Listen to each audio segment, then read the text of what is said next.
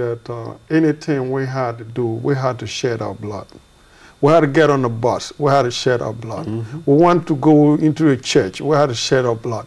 Anything that we wanted, anything the black people wanted, somebody had to die before we can get it.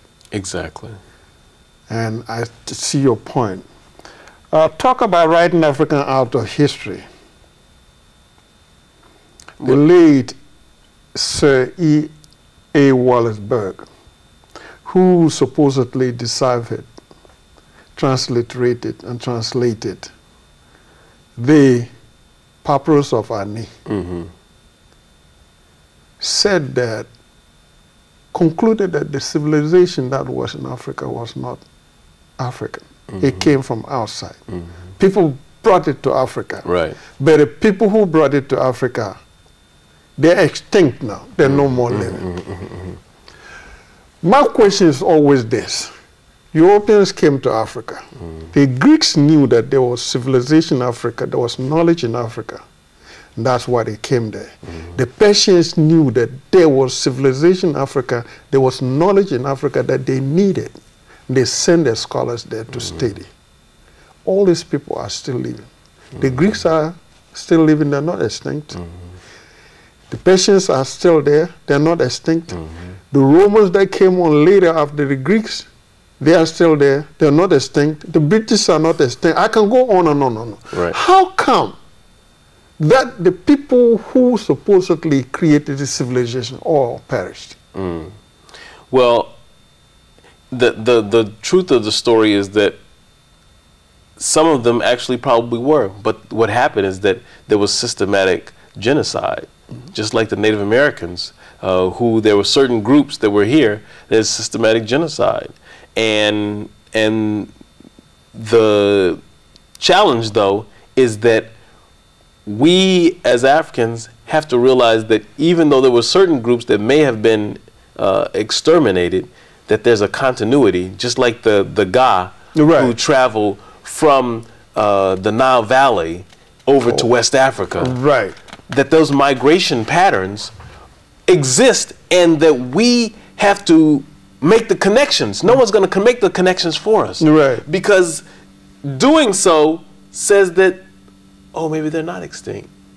Oh, maybe there is a greater connection. Maybe there's something that more to it. And even Bulge's book, you know, the interesting thing about it is that obviously he had the title wrong, right? The Book of Coming Forth, right, as opposed to the Book of the Dead. Right. But even beyond that, there's something called honorific ordering that I believe that sometimes when folks were making translations of the Metanetra, I studied it under Brother Mfundishi Hassan, who wrote a book called Spiritual Warriors or Healers. And in his book and in his class, he talks about honorific ordering, and that there's certain characters that when you see them, that you have to reverse the order of the normal way that you would read the Metanetra. Right. And if you don't do that, it reads differently. Yes. And so if you don't understand that, then you got a problem. Right. And then the other part is that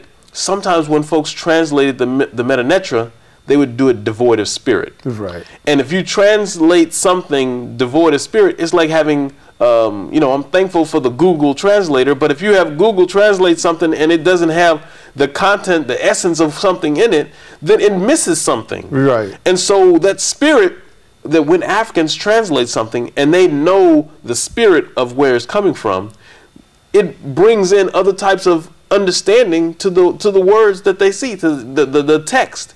You know, and then when you combine the Metanetra, which is the glyphs, and you combine that with the demonic and the heretic, all these different ways in which these three writing systems that was going on simultaneously that we often don't talk about. Right.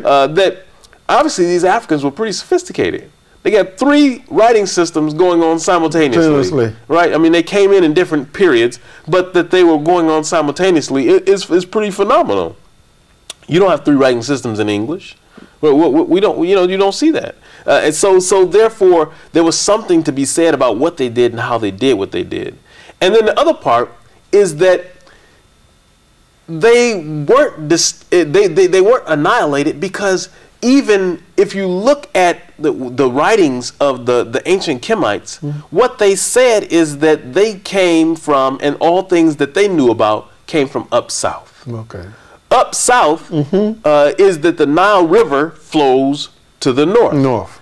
But for them, up south, they would have seen the map. Right. We would say it's upside down, but it wasn't upside down for them. It was just that's how they saw the world. Right. The river flowed from that direction, so that they saw themselves coming from Ethiopia, from the Nubians, and so that you get from a higher elevation. Exactly. Right. Where today they say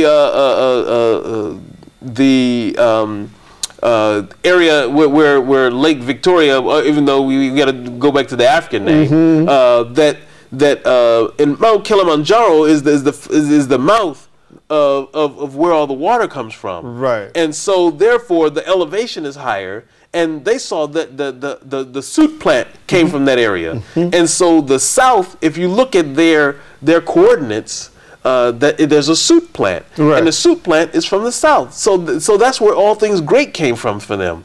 And if we understand that, then that they descended from there themselves, then we understand that there is more to it than just what we saw on the surface. There's more to it than that they couldn't be annihilated, because the Nubians are still there. Right. The Nubians, although they're treated poorly by Arabs in different places in Africa, the Nubians are still there. In fact, when I talk to folks who came from there, in fact, I have some students who are Nubians, and they say that they're ostracized, that they don't have the same experience. So there's still this racism that they encounter, whether they're dealing with they don't even call themselves Egyptians. Right.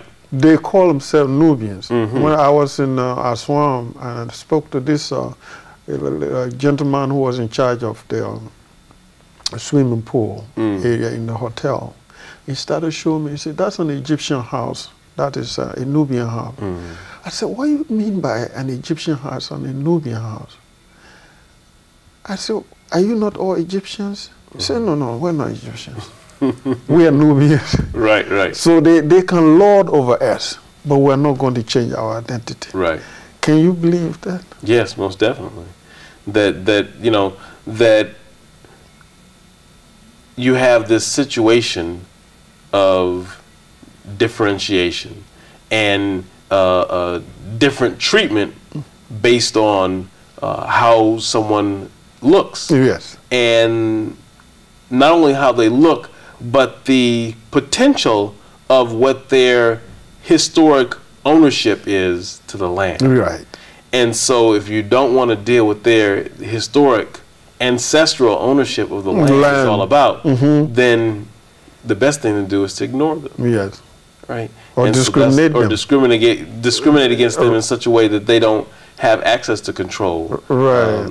And so we have to as Africans we have to say that that's not acceptable. We have to draw the connections between how we come to understand that there is bias against Africans in Africa, and that how do we address and transform that, and the way we have to figure out ways to empower folks.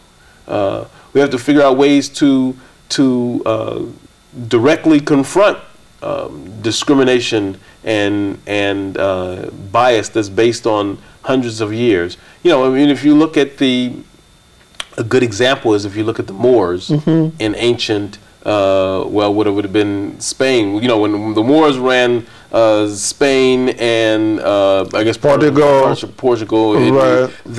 that you had here, these Africans were there for over 700 years.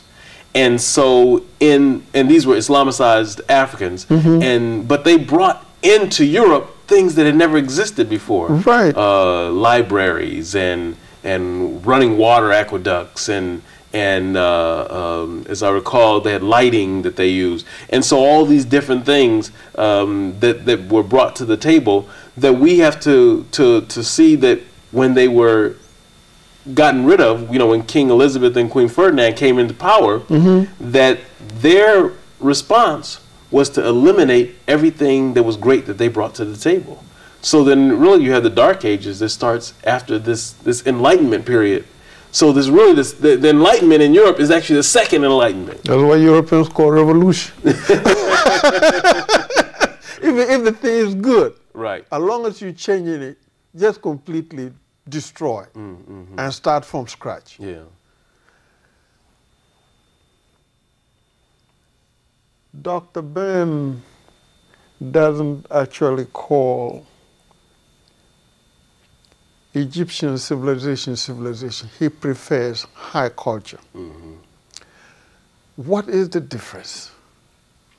I think he's trying to get us to recognize the power of the word. Okay. That is that we have to not only claim things, but we have to articulate it in a way that restores its greatness to what it is.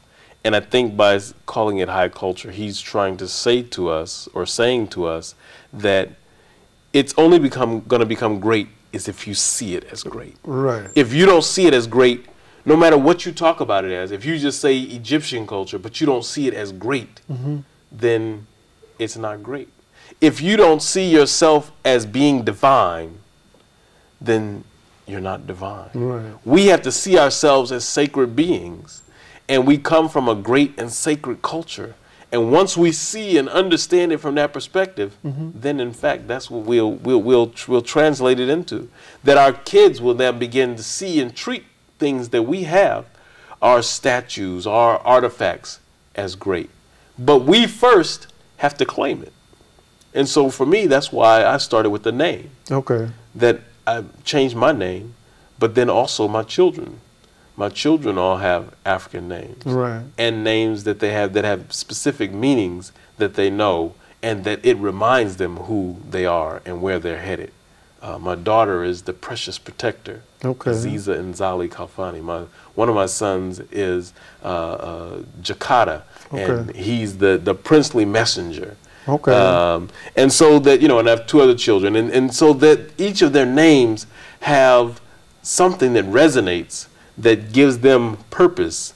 And I think that's the starting place. And then we have to realize that, and I realize this with my daughter, is that we're in a constant battle. That is that we are battling with the dominant society about not being African, not celebrating who you are, because they want to just be comfortable in the society as a whole. But the society as a whole is based on consumerism. It's based on European imperialism and imposition of a European way of doing, thinking, and being, dressing, the way you wear your hair, everything that we have to see it as beautiful. Our hair is curly because it's beautiful. Our lips are broad because that's the way the Creator made them. Right. They're great. Our nose is broad because that's just the way that it is. And that all African people are diverse. That is that when you look at the brothers and sisters from Ethiopia and Somalia, they have almost straight hair and narrower noses, but they're beautiful. Right. When you look at the San people in Southern Africa, they have light skin and tight curly hair, but they're beautiful. You see, we have to see that there isn't any one archetype that the Creator bestowed upon us. The Creator bestowed all the archetypes, phenotypes to African people.